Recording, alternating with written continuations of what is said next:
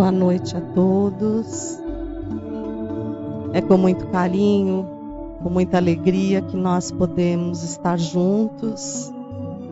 Agradecemos também àqueles que fisicamente não presentes estão em suas casas de alma e coração, unidos a nós, numa intensa vibração de amor. E que Deus esteja com todos. Abordando o tema do livro Superando a Ansiedade, nós não podemos deixar de falar do poder que reside na mente de cada um. A mente, que é a sede principal de exteriorização do espírito e que vai repassando para o nosso corpo físico, através do nosso cérebro, que decodifica a mensagem na forma de hormônios que vão levar a todo o nosso campo biológico a reação respectiva à vivência. Não podemos tocar nesse assunto sem falar de um homem de extrema importância chamado Philippe Pinel. Quantas vezes algum de nós ou já falou ou ouviu alguém falar: você está Pinel, você está desequilibrado, você está louco, sem perceber que esta palavra é o sobrenome do grande psiquiatra francês que nasceu em 1745 e formou-se em medicina na Universidade de Toulouse, na França, e que, quando contava aproximadamente com 40 anos, começa a interessar-se profundamente pelo estudo da mente humana. E por que esse despertamento? Porque ele tinha um amigo, que para ele era um irmão, que tinha sido criado praticamente junto, e que começou a apresentar surtos agudos que o faziam parecer quase um animal. Ele saía em desabalada correria e muitas vezes passava dias até que ele voltasse para casa, ferido, fragilizado. E Pinel, então, mergulhou o seu interesse no estudo da mente para resgatar desse estado deplorável o amigo irmão. Nesse caso, o estudo dele não veio a tempo e o amigo veio a desencarnar. Mas ele prosseguiu estudando cada vez mais, e ele vivenciou aquela época da Revolução Francesa, que foi em 1789 a sua culminância, sendo que a monarquia francesa, a Casa dos Bourbon, subestimava e submetia o povo a situações deploráveis. Muitos viviam a pão e água, enquanto a grande monarquia vivia em luxo e ostentação. Cada vez que surgia alguém procurando um movimento para a liberdade, essa criatura era segregada da sociedade e atirada ao que eles chamavam de asilo, mas que corresponde ao que nós conhecemos pelo nome de manicômio, hospital psiquiátrico. Então, na Universidade de La Salpêtrière, tinha 2 asilos, o Labicêtre para homens e o La Salpêtrière para mulheres.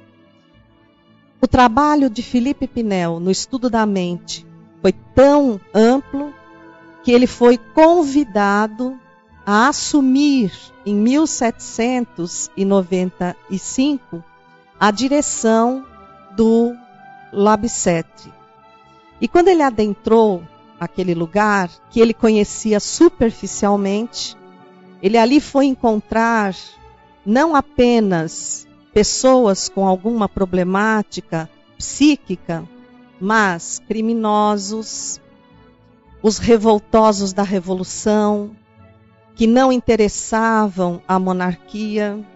Então eles sumiam repentinamente. Muitas vezes a família nunca veio a saber onde eles se encontravam. E, na realidade, eles estavam ali, submetidos a verdadeiras prisões sub-humanas. Porque você adentrava o piso térreo do Labicetre e descia em direção aos porões, onde as celas eram minúsculas, a ponto, muitas, de não permitir que a pessoa nem conseguisse ficar de pé e nem conseguisse ficar totalmente esticada. Então, aqueles que porventura não tinham um problema psiquiátrico, com o passar do tempo, acabavam adquirindo alguma deficiência.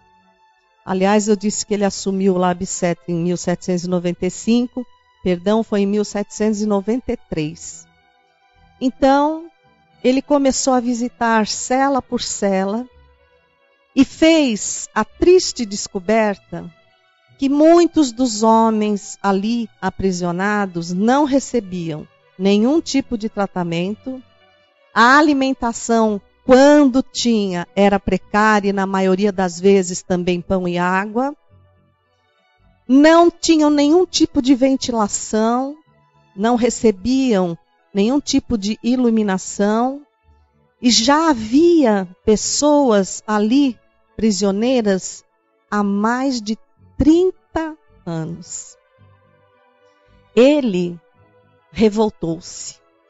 Ele que vivera o auge da Revolução Francesa e fora um grande manifestante da Revolução Francesa na luta a favor do povo, entendeu, então, os porões da monarquia, o que era feito de muitos daqueles que ele pessoalmente conhecera e que de repente haviam desaparecido. E pediu a ajuda de um homem chamado Jean-Baptiste Poussin, que era o detentor das chaves das celas e dispôs-se a libertar todos. Mas Jean-Baptiste disse: o senhor não pode fazer isso. E negou-lhe a entrega das chaves. Ele recorreu aos acadêmicos de medicina, explicando que sabia que muitos que estavam ali não tinham nenhum problema, e os que tinham deveriam ser tratados, não simplesmente atirados como animais a porões imundos. É lógico que os acadêmicos foram totalmente contra, disseram que ele estava louco, ele tinha um pensamento diferenciado, ele achava que as pessoas que possuíam algum tipo de demência, algum tipo de desvio, de doença psiquiátrica, não precisavam apenas do medicamento, que aliás ele considerava o medicamento menos importante, mas precisavam da convivência, do amor, do carinho, da família, dos amigos, da reintegração à sociedade. E ele ia contrariando todas as diretivas da época que diziam que as pessoas que tinham qualquer tipo de doença mental, que hoje nós temos catalogadas em diversos níveis, era simplesmente taxado de loucura e definido como um estado de possessão demoníaca, evitando assim que qualquer pessoa tivesse a coragem de se aproximar. E usavam o quê? Vomitórios, sangrias, achavam que isso tirava o sangue ruim, a energia do demônio, como eles afirmavam, e de alguma forma deixava aquelas pessoas menos agressivas. Contra tudo e contra todos, numa madrugada, ele tomou das chaves, porque ele era o diretor do asilo, tomou das chaves e começou a abrir as celas a partir dos andares mais inferiores, porque não era apenas um andar para baixo, era mais de um andar. Primeiramente, Jean-Baptiste ficou contra ele. Mas quando ele começou a ver os seres que saíam, a gratidão, as lágrimas, ele parou para pensar: loucos seriam agressivos. Loucos não manifestariam gratidão, emoção, felicidade. E aí ele uniu-se ao Dr. Felipe Pinel e aceleraram a libertação de todos aqueles que estavam prisioneiros. Eles foram sendo conduzidos ou se arrastando para o andar térreo, a entrada do hospital, que não dava a aparecer os bastidores tristes que ele ambientava, porque era um lugar agradável, bonito, tinha uma clarabóia toda pintada e recebia a luminosidade que infiltrava-se no piso marmóreo, refletindo a luz solar. Entre todos os libertos, um chamou a atenção.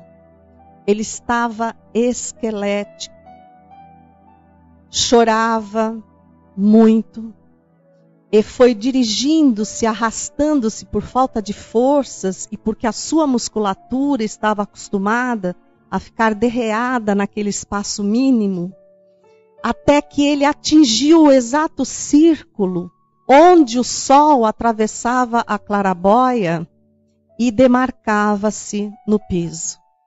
E ali ele estendeu a mão como se quisesse tocar o raio de sol. E chorando, voltou-se para o Dr. Felipe Pinel, que estava próximo a ele, beijou-lhe os pés e disse: muito obrigada, doutor. Eu quase já me havia esquecido de quanto é morno e lindo um raio de sol. Vocês acham que uma pessoa que formula uma frase que é quase uma poesia pode estar declaradamente condenado à loucura eterna? Não podemos acreditar. O Dr. Pinel foi mais além. Ele foi o primeiro psiquiatra a catalogar as doenças psiquiátricas, a dividir os estados psicóticos. E aí ele entendeu a que se referiam os surtos que levaram à morte o seu amigo querido. Ele foi descobrindo que essas criaturas precisavam mais do diálogo e do trabalho. Então ele foi um pioneiro da instalação da terapia ocupacional. E apesar da momentânea revolta dos médicos da sociedade parisiense naquele instante, ele foi louvado posteriormente, porque em torno de 80% desses homens puderam retornar ao convívio social e familiar de forma equilibrada, alguns necessitando sim de um tipo de acompanhamento, mas recuperaram a honra, a utilidade, a conquista da família e o amor. Em 1795, agora sim, ele então foi chamado para administrar o La Salpêtrière, que era apenas de mulheres na mesma condição.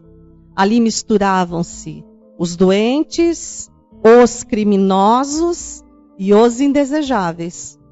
Tudo jogado numa bandeja só. E fez com elas o mesmo trabalho, sendo profundamente, mais uma vez, bem-sucedido.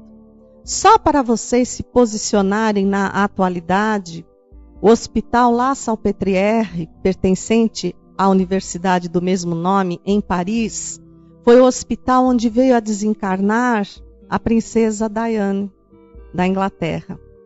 E tem à porta uma estátua exatamente do Dr. Felipe Pinel, que recebeu a honra e o reconhecimento não apenas da sociedade francesa, mas da sociedade mundial. A psiquiatria de hoje deve muito a todas as catalogações das doenças mentais que o Dr. Felipe Pinel fez.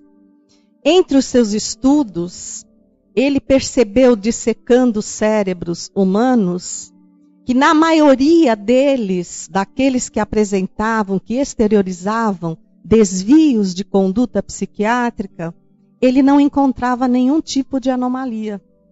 Então ele questionava, ora, se o cérebro é aparentemente normal, onde está essa doença? Onde se forma o pensamento dentro do cérebro de maneira descontrolada, desorientada? E esse questionamento foi avançando até que na década de 1880 a 1890, um dos seus discípulos que seguiu a sua conduta, Jean-Martin Charcot, dissecou milhares de cérebros, dando continuidade ao trabalho do Dr. Pinel e ficando espantado ao descobrir que o cérebro da maioria daqueles tidos como loucos não apresentava nenhum tipo de deformidade que justificasse a doença.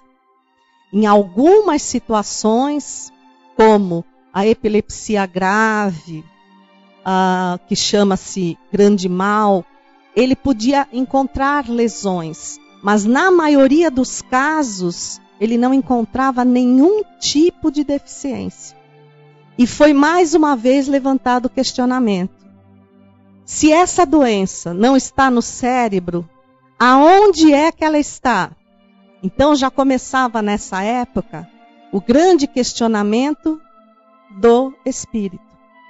Vejam, eu estou falando de 1880 a 1890. E em 1857, nós já tínhamos a catalogação do Livro dos Espíritos por Kardec.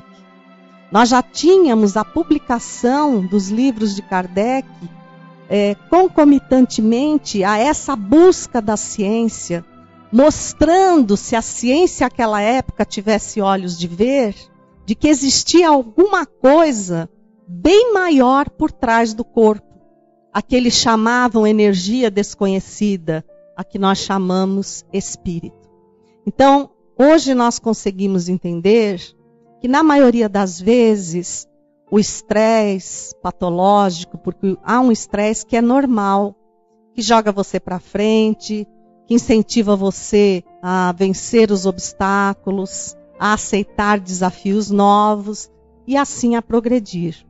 Mas há um tipo de estresse que é patológico, que se traduz no corpo biológico na forma de doenças, que muitas vezes os médicos nos dizem que nós estamos atravessando um período de doenças psicossomáticas, ou seja, doenças provenientes da mente. Então eles dizem que é a mente, para nós espírito, que está doente, e que se reflete os sintomas no corpo físico, que é o corpo somático.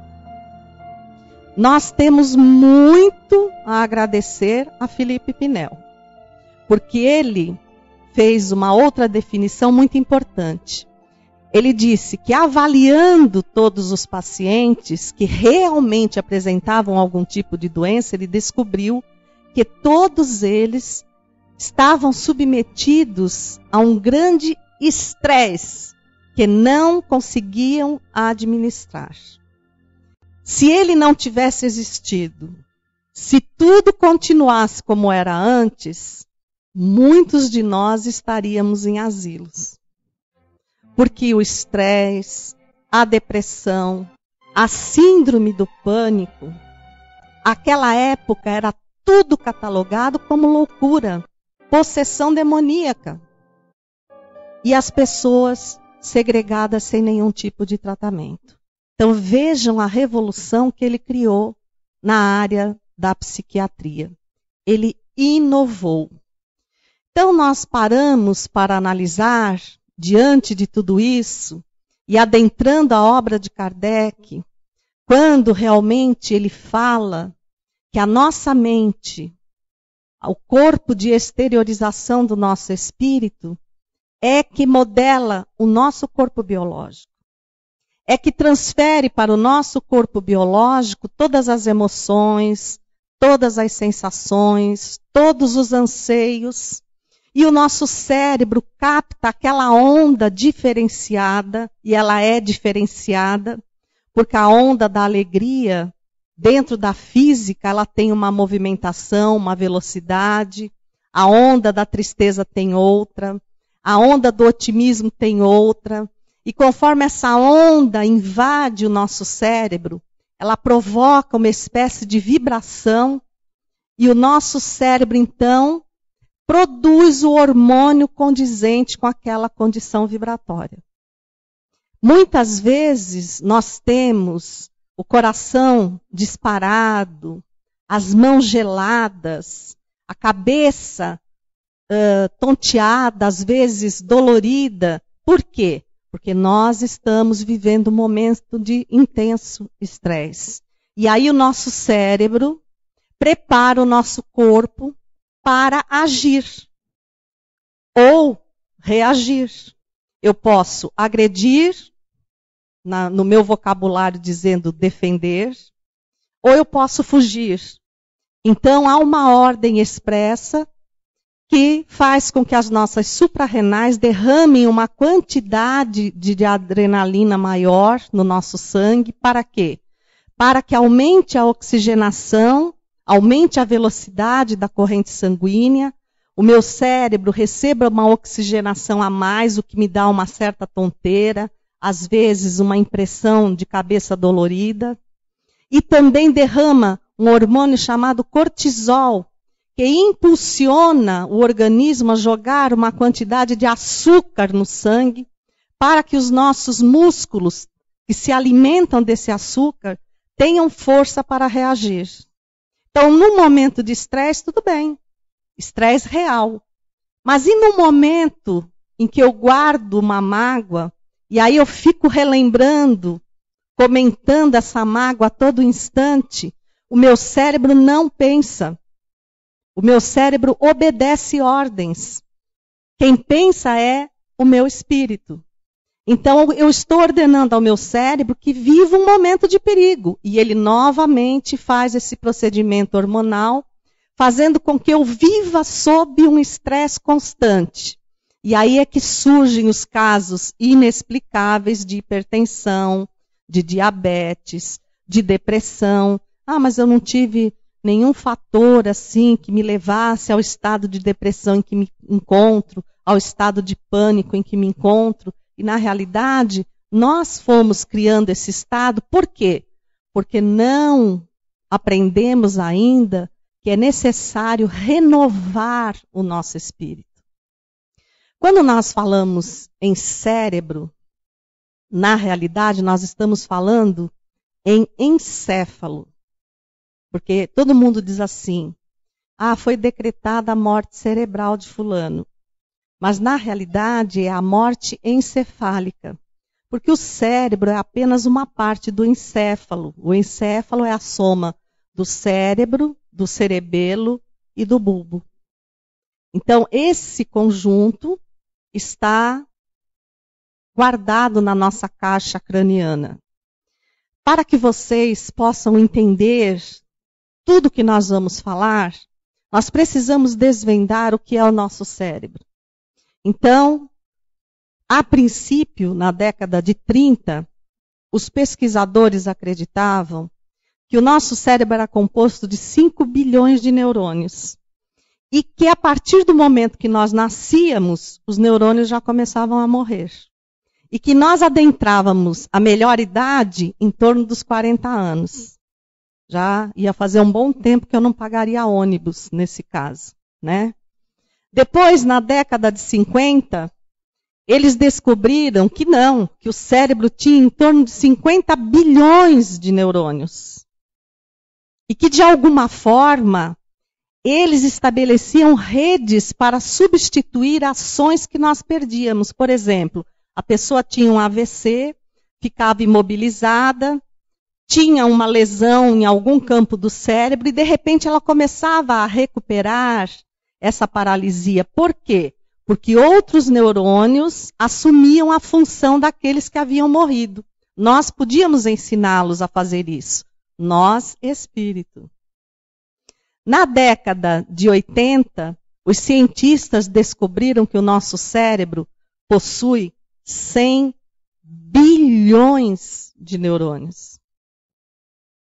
E que há uma parte do nosso cérebro que produz neurônios e que, se nós formos otimistas, se nós buscarmos objetivos, esses neurônios viajam para aquele local que mais utilizamos no nosso cérebro, não permitindo que haja falha de transmissão do pensamento.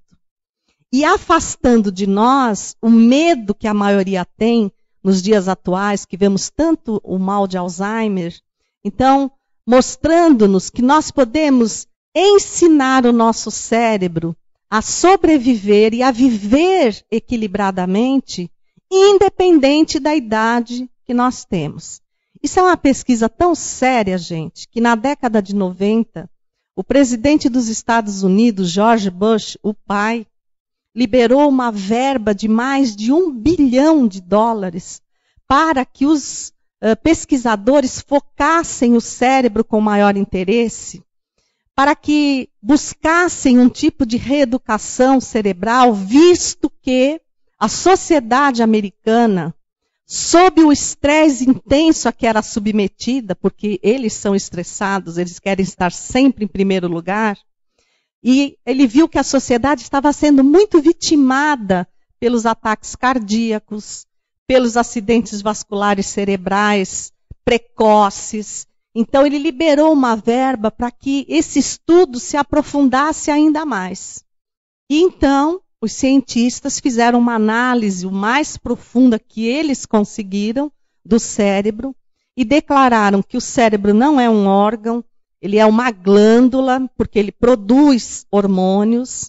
Estão catalogados hoje em torno de 100 hormônios diferenciados, cada um deles traduzindo um estado de espírito e fazendo com que o nosso corpo reaja àquele estado de espírito, literalmente, ao estado do nosso espírito imortal. Também falaram que a dopamina é um dos hormônios produzidos pelo nosso cérebro. E só para vocês terem noção, a dopamina ela é quase 100 vezes mais potente que a morfina. Que muitas vezes, diante de uma dor intensa, uma criatura precisa receber a dose para que supere aquele instante de dor, sendo que ela tem dentro dela o medicamento adequado. Nós temos a serotonina, que dá o ânimo, né, a alegria para a gente poder trabalhar. Nós temos, enfim, uma infinidade de hormônios que viajam em direção a outras partes do nosso corpo e fornecem uma verdadeira cascata hormonal, demonstrando a nossa condição espiritual. Nessa década, destacaram-se alguns cientistas, e vale a pena citar algumas experiências que eles fizeram. Então, nós vamos citar o neuropsiquiatra canadense Michael Persinger e o neuropsicólogo indiano Vilayanur Ramachandran, que começaram a acompanhar pessoas que tinham o diagnóstico primeiro de tumores cerebrais, mas precisavam submeter-se a exames para que houvesse a confirmação. Então, eles eram submetidos a uma tomografia computadorizada por emissão de pósitrons. Hoje nós conhecemos esse exame no Brasil com o nome de PET scan. E os convênios praticamente não cobrem. É uma tomografia colorida. E você recebe uma ingestão de glicose, né, uma injeção de glicose, e como o tumor são células completamente deformadas e famintas, então, obviamente, quando elas sentem a presença de uma quantidade maior de açúcar no sangue, elas chamam a si aquele açúcar para alimentar-se, e aí o metabolismo desse açúcar indica o local exato em que o tumor se encontra.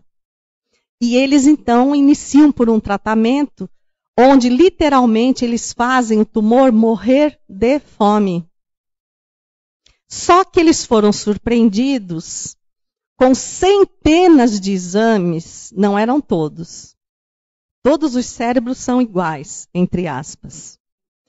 Mas eles foram surpreendidos com centenas de exames que demonstravam aqui entre as têmporas, bem no meio do frontal, uma luz diferenciada que representava que havia um metabolismo, que havia uma resposta cerebral e que essa resposta cerebral comandava a liberação de hormônios como a dopamina, a serotonina, a sertralina, que a maioria dos esportistas diz que nós devemos fazer muito exercício físico, porque o exercício físico libera esses hormônios, dando-nos a sensação de bem-estar.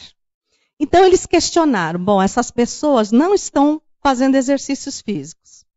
Elas estão num momento difícil da vida delas, porque quem é que vai ficar absolutamente tranquilo, mesmo nós espíritas, sendo submetidos a um exame que vai ou não detectar a presença de um tumor cancerígeno no nosso cérebro?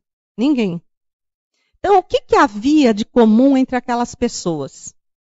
Eles chamaram as pessoas que apresentavam essa tonalidade, esse metabolismo, começaram a fazer imensos questionários com elas. Elas foram novamente submetidas aos exames e à descoberta. No momento do exame, a única coisa que tinha em comum com essas pessoas era que elas estavam orando. Elas estavam voltadas para Deus. Isso nos Estados Unidos. Na Inglaterra, na Universidade de Oxford, uma física, a doutora Dana Zohar, autora do livro Inteligência Espiritual, narra, em cima de outras pesquisas e dessas pesquisas que eu acabei de dizer, que o homem, com a evolução dos bilhões de anos sobre a Terra e sob o comando de um Deus profundamente bondoso, misericordioso, conseguiu transferir biologicamente a presença desse Deus em si. Então, que quando você ora, há uma resposta biológica, ou seja, nós já desenvolvemos o nosso cérebro a tal ponto que já conseguimos uma conexão direta com Deus e a resposta dele na forma de hormônios que geram bem-estar. E aí nós vamos nos lembrar de Francisco de Assis, Chico Xavier, Madre Teresa de Calcutá, Irmã Dulce, que entravam em verdadeiro êxtase quando oravam. Por quê? Porque a oração deles era tão profunda e tão sincera que a resposta biológica era imediata. Então, o bem-estar era tão grande que eles acabavam meio se deslocando da condição biológica e adentrando a paz de um mundo espiritual equilibrado, condizente com a sua atitude de prece. E a doutora Dana Zohar vai mais longe e diz que aquela criatura, porque veja, não eram todos que tinham, que já apresentava em seu cérebro a correspondência de Deus, tinha uma capacidade infinitamente maior de encontrar saídas para os obstáculos. Então, são pessoas que abrigam a religiosidade dentro de si em busca de um homem novo. É a condição espiritual que mostra que aquela criatura sabe que é pequena, que precisa de ajuda, que busca essa ajuda em Deus, sendo qual seja a religião, nós através dos espíritos, para a mudança necessária. Então vejam só como nós não conhecemos o nosso cérebro. Diz ela, essas pessoas são mais criativas, Essas pessoas reagem melhor à dor, são mais resignadas, são mais sorridentes mesmo diante dos problemas, são mais voltadas para olhar o próximo. Então, não é pouca coisa, gente.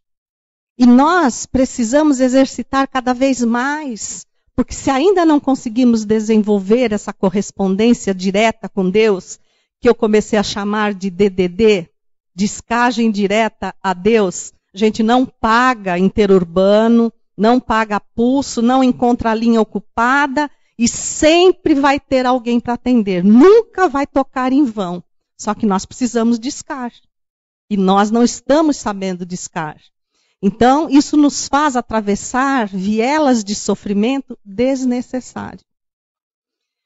A par de tudo isso, mostrando o que a nossa mente é capaz de fazer, um cientista de Phoenix, no Arizona, querendo provar a força da mente humana, propôs a quem quisesse participar uma experiência que poderia ser benéfica ou fatal. Alguém de vocês aceitaria participar dessa experiência? Ninguém aceitou. Então, a única pessoa que aceitou foi um criminoso que estava no corredor da morte, já com data marcada para ser executado na cadeira elétrica. Então, o cientista lhe disse assim, olha, se você educar a sua mente, ordenar corretamente a sua mente para agir, nada vai lhe acontecer. E conseguiu, com o governador, que se ele sobrevivesse, a pena dele seria comutada para prisão perpétua. Melhor do que morrer na cadeira elétrica. Mas se você vier a desencarnar, eu lhe afirmo que será sem dor alguma. O que não seria se fosse executado na cadeira elétrica. Então, para quem já tinha perdido tudo, arriscar alguma coisa valia a pena. No que consistia a experiência? Ele descreveu que ia deitar o paciente numa cama hospitalar, iria colocar para baixo um dos seus braços, amarrado à lateral da cama, iria fazer um corte no pulso, o sangue começaria a pingar numa lata para que ele tivesse a noção do quanto de sangue estava saindo, mas que ele poderia dar ao cérebro dois comandos, para que o sangue parasse ou para que o sangue fosse derramado até o fim. Ele aceitou. Ele foi colocado na cama hospitalar, o braço foi colocado para baixo. Foi feito um corte superficial, só pegou a primeira camada da pele para ele acreditar que realmente tinha sido cortado. Mas embaixo da cama tinha uma lata mesmo, onde pingava um vidro de soro. Então, a princípio, o soro pingava rapidamente. E o doente, entre aspas, o paciente que ali estava, imaginava que o seu sangue estava saindo velozmente do seu corpo. A cada 10 minutos, o doutor ia lá e diminuía um pouquinho a válvula e o sangue, que ele pensava que era o sangue, o soro, gotejava mais lentamente. E ele foi fazendo isso até que fechou totalmente o vidro de soro. Ora, ele poderia pensar assim, eu consegui conter a hemorragia. Parou a hemorragia, estou vivo, me salvei.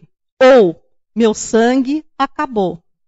O que é que vocês acham que ele pensou? Meu sangue acabou. E morreu instantaneamente, um ataque fulminante do coração, pálido, como se não tivesse no corpo uma gota de sangue, sem ter perdido sequer uma gota de sangue. Então, esse cientista provou que a nossa mente é capaz de criar quadros que não existem. De nós nos sentirmos perseguidos por algumas pessoas, de nós nos sentirmos pretendidos por outras pessoas, né? Preteridos por outras pessoas, de nós nos sentirmos doentes. Então, quando eu sinto alguma coisa, eu tenho que pensar no melhor, eu tenho que educar a minha mente para o melhor, porque a minha mente é muito poderosa, ela pode fazer a diferença entre a sombra e a luz.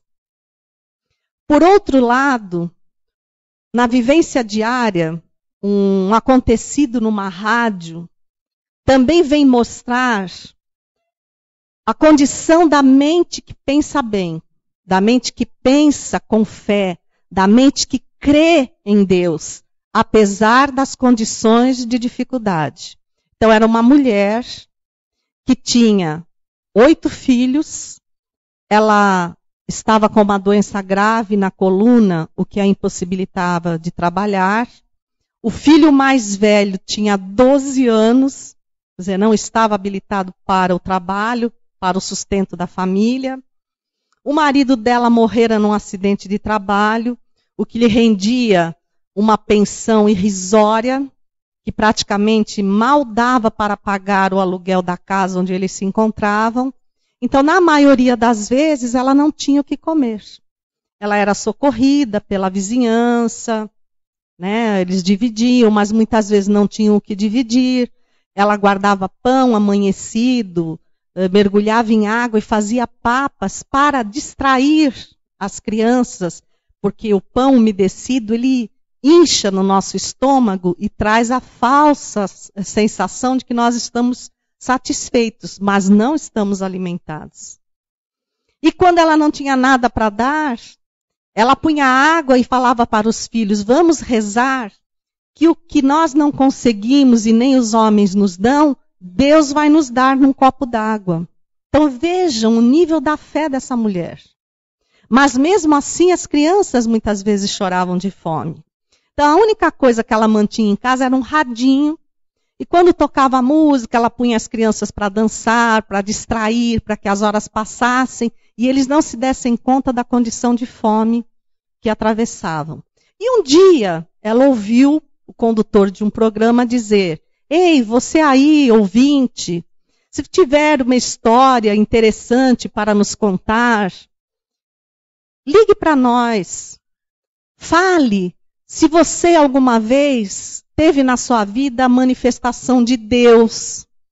Que nós possamos levar aos ouvintes essa manifestação para que haja mais fé, mais vontade de atravessar a vida e vencer os obstáculos. Ela correu próximo à casa, tinha lá um comércio, e ela implorou que o homem a deixasse ligar para esse programa, o que ele permitiu. Então ela contou que Deus se manifestava todos os dias na casa dela, contou toda a história de quando ela não tinha comida, e no final ela disse ao apresentador do programa, por favor, o senhor me deixa fazer um pedido? Ele falou, faça. Se alguém está me ouvindo nesse momento, e se Deus está tocando o seu coração, por favor, dê-me um pouco de comida, para que eu possa alimentar a fome dos meus filhos, porque a fome dos seus estômagos é a dor da minha alma. Só que realmente do outro lado, tinha uma pessoa ouvindo, só que era ateu. Ele não acreditava em Deus, mas era muito rico, era dono de uma rede de supermercados. Então ele mandou lotar um caminhão enorme de compras e mandou 2 empregados levar essas compras que dariam para 1 ano, com uma condição. Eles tinham que fazer à mulher a pergunta, quem a senhora acha que mandou essas compras? E quando ela perguntasse, eles responderem, foi o diabo. Porque ele não acreditava em Deus. Então ele queria provar para ela que se Deus não a ajudava, porque ela acreditava que Deus a ajudava, mas ela continuava passando dificuldades, o diabo a ouviu e mandou entregar então as compras. E disse aos funcionários, se vocês não me trouxerem a resposta, não fizerem a pergunta, estão os 2 demitidos. Eles chegaram lá, começaram a descarregar o caminhão. Ela estatelou os olhos, ela não conseguia acreditar no que via, tanta comida entrando na sua casa. E quanto mais comida entrava, mais ela se ajoelhava, mais ela agradecia a Deus. E um empregado cutucava o outro, porque via aquela mulher agradecendo tanto a Deus, como é que eles iam dizer para ela que o diabo é que mandou a comida? Aí chegou num momento, um olhou para o outro e falou, olha, se a gente não perguntar, nós vamos para a rua, então tem que perguntar. Ô dona, você não vai perguntar não quem foi que mandou tanta comida? Aí ela respondeu, eu vou não, meu filho, porque quando o meu bom Deus manda, até o diabo obedece. Isso é fé. A fé que infelizmente muitas vezes nós ainda não temos. Nós temos recursos lógicos para possuir essa fé, porque a doutrina espírita é muito clara. Ela nos fala da bondade de Deus, que nos oferece a cada reencarnação uma etapa, uma vivência que deveria ser de superação para o nosso espírito. Não nos sobrecarrega com fardos impossíveis de carregar. Suave é meu jugo, leve é meu fardo, disse Jesus. Mas nós nos derreamos, porque esquecemos que Deus já se manifesta biologicamente aqui, na nossa parte frontal, como se fosse um farol, iluminando a escuridão da nossa estrada. Nós ainda nos deixamos abater, nós ainda nos permitimos convencer que não há saída, que por mais que eu procure, eu estou condenado a passar por aquela situação. Então, para encerrar a nossa noite, eu vou trazer para vocês a história de uma pessoa que não há quem não conheça, que é Beethoven.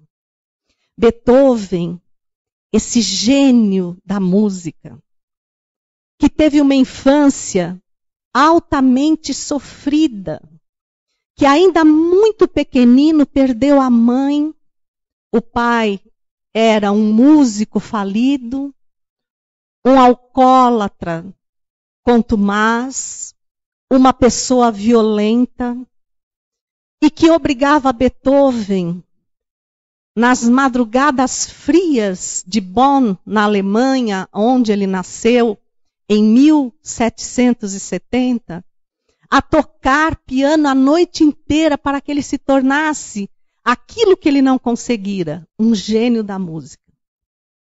Um dia veio a notícia que seu pai morrera alcoolizado, como indigente, nas ruas de Bonn. A esse tempo, Beethoven já tinha sido apadrinhado por um príncipe, o príncipe Maximiliano da Áustria, que via uma virtuosidade incomparável em Beethoven. Mas ao mesmo tempo que esse homem foi lhe mantendo as condições do estudo, transferiu definitivamente para Viena, na Áustria, para que ele convivesse com os grandes gênios da época. Ele também sentia que a surdez vinha devagarinho invadindo seus dias e afastando-o da convivência com os outros. Porque nós, os homens, não temos comiseração uns pelos outros. Nós estamos sempre querendo estar à frente do outro. O nosso problema é sempre o mais importante. E um dia, já mergulhado numa profunda depressão, porque ele não conseguia se comunicar, quando ele ia falar, as pessoas andavam, então ele não via o movimento da boca, ou a pessoa não tinha paciência de escrever para que ele lesse e pudesse estabelecer um convívio. Ele recebe a triste notícia que o seu príncipe, o seu pai, o seu protetor morrera. E nesse dia em que ele morreu, em que ele acompanhara o enterro, ele fechava os olhos e ouvia os passos cadenciados da multidão que acompanhou o féretro. E ao mesmo tempo a sua alma, já tão sobrecarregada, tão depressiva, tão pessimista, perguntava: por quê? Por que a minha vida é pautada em desgraças e desilusões? E ele vinha cabisbaixo, como na maioria das vezes nós, quando temos problemas, andamos olhando para o chão. Nós não costumamos olhar para o céu. Tirar os olhos da lama do chão e fincar os olhos no brilho das estrelas. Beethoven, naquele dia, estava andando assim. E ele chegou à porta da pensão em que morava, nos arredores de Viena. Ele morava no sótão, porque era o lugar mais barato, não tinha ventilação, mas como o asilo de Lebsetre, tinha uma claraboia, que para ele era o suficiente, porque durante o dia ele recebia a visita do sol, e à noite os raios prateados da lua. Então ele colocara o piano habilmente sob a claraboia. E quando ele chegou à pensão, uma outra moça que ali morava e que era cega, ao vê-la aproximar-se, porque tinha uma deficiência, entendia a deficiência dele, então ela gritava, falava pausadamente para que Beethoven a ouvisse. Ela disse: Beethoven, Beethoven, à hora do jantar, todos comentavam que hoje é a noite de lua mais bonita que Viena já viu. Mas eu não sei o que é o luar. Todos dizem que é tão lindo, que envolve as almas, que renova. E aí, Beethoven ergueu os olhos e viu que o luar estava diferente. Como se de alguma maneira o céu quisesse dizer que aquele príncipe, aquele protetor, aquele pai, que partira, estivesse talvez ampliando o brilho da lua. Ele tomou a moça pelas mãos, levou-a ao seu aposento, sentou-a ao lado do seu piano, olhou pela claraboia o luar que adentrava e que propositalmente pairava sobre o teclado do piano. E aí ele compôs uma das músicas mais lindas que nós conhecemos, Sonata ao Luar. Então, a partir deste momento, nós vamos fechar os nossos olhos e vamos nos transportar para o aposento de Beethoven e ouvi-lo tocar Sonata ao Luar.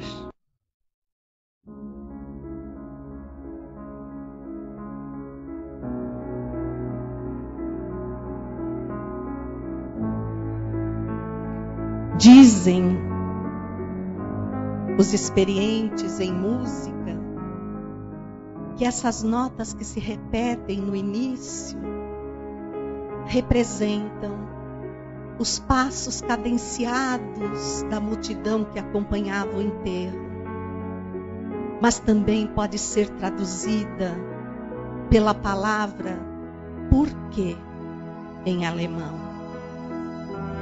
Então, se nós estamos atravessando um momento difícil, um trecho escuro na nossa jornada, ouçamos Sonata ao Luar e olhando pela claraboia das nossas almas, enxergando o infinito do céu bordado de estrelas, perguntemos ao Senhor da vida: por quê? Por que pesa sobre os meus ombros tanta dificuldade? Porque os meus olhos vivem encharcados de lágrimas de tristeza e solidão? Porque me sinto tão só, num caminho crivado de espinhos, onde os meus pés cansados e feridos tentam tantas vezes me fazer desistir da caminhada. Mas como Beethoven, que naquele dia tão triste não havia olhado o céu e, portanto, não havia conversado com Deus. Olhe o céu da sua alma e perceba que em meio à suposta escuridão, em que o seu espírito possa estar mergulhado no momento de provas e expiações, a lua da misericórdia do Pai brilha intensamente, trazendo para cada um a demonstração do amor, da esperança e da fé. Que nunca nos esqueçamos que, por mais difícil seja a nossa caminhada, a lua do amor, a lua da fé, a lua da esperança brilha intensamente no céu das nossas almas. E que Jesus, mestre e amigo incondicional, caminha conosco. Que nossas almas nesta noite, pontilhadas de estrelas e sob o brilho da lua, descubram que podem vencer a escuridão pela qual atravessa o mundo neste instante. E como pequenos faróis, podemos, em nome do Cristo, iluminar o caminho por onde vamos. Que o Senhor da vida nos acalente, abençoe e despeça-nos na sua paz. Que assim seja.